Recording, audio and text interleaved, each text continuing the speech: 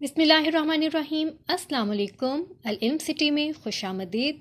Students, آج میں آپ کے لیے 10th کلاس کے احادیث کے ترجمہ و تشریح کے سلسلے میں 5ویں اور 6ٹھی حدیث کی تشریح لے کر آئی ہوں۔ تو چلیے آئیے پہلے حدیث نمبر 5 سے شروع کرتے ہیں۔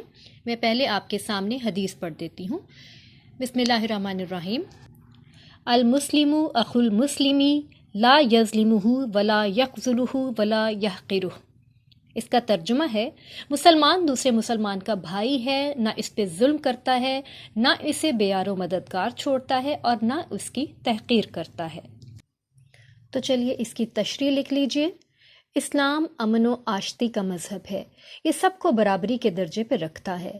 یہاں محمود و ایاز ایک ہی صف میں کھڑے ہوتے ہیں۔ ایک مسلمان کو دوسرے مسلمان کا نہ صرف بھائی قرار دیا گیا ہے بلکہ ایک جسم کا حصہ قرار دیا گیا ہے۔ ایک حصے میں تکلیف ہو تو باقی جسم بے چین رہتا ہے۔ اسی طرح دوسرے کی تکلیف کو اپنی تکلیف سمجھ کر اس کی مدد کرنے کا کہا گیا ہے۔ ظلم سے سختی سے روکا گیا ہے اور بھلا بھلا کہنے یا بے عزتی کرنے سے منع کیا گیا ہے۔ معاشرتی بھائی چارے کی فضا قائم ہو تو معاشرے میں ترقی اور سکون کی فضا بھی پیدا ہوگی۔ حاصل بحث، اسلامی معاشرے کا حسن اس کی برابری اور احساس اور ہمدردی میں ہے۔ یہ تھی حدیث نمبر 5 اور اب ہم حدیث نمبر 6 کریں گے۔ سب سے پہلے میں حدیث پڑھ رہی ہوں۔ بسم اللہ الرحمن الرحیم۔ اللہم انی احرج حق الضعیفین الیتیم والمرأة۔ اس کا ترجمہ ہے، اے اللہ، میں لوگوں کو دو کمزوروں، یتیم اور عورت کی حق تلفی کرنا تاکید کے ساتھ حرام ٹھہراتا ہوں۔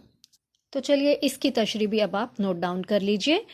پیارے نبی صلی اللہ علیہ وآلہ وسلم نے معاشرے کے کمزور ترین ارکان، یتیموں اور خواتین کے ساتھ حسن سلوک کی اس قدر تاکید فرمائی کہ ان کے ساتھ ظلم کو حرام قرار دیا گیا۔ اسلام کی آمد کے وقت دونوں ہی طبقے مظلوم ترین تھے۔ یتیموں کو کوئی پوچھنے والا نہ تھا اور بیٹیوں کو تو زندہ ہی دفن کر دیا جاتا تھا۔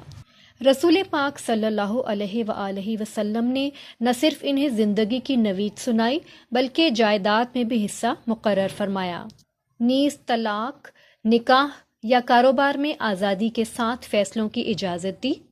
خواتین دنیا کی آبادی کا نصف حصہ ہیں، انہیں حقوق عطا کرنے کا مطلب ایک مضبوط معاشرے کی بنیاد ہے۔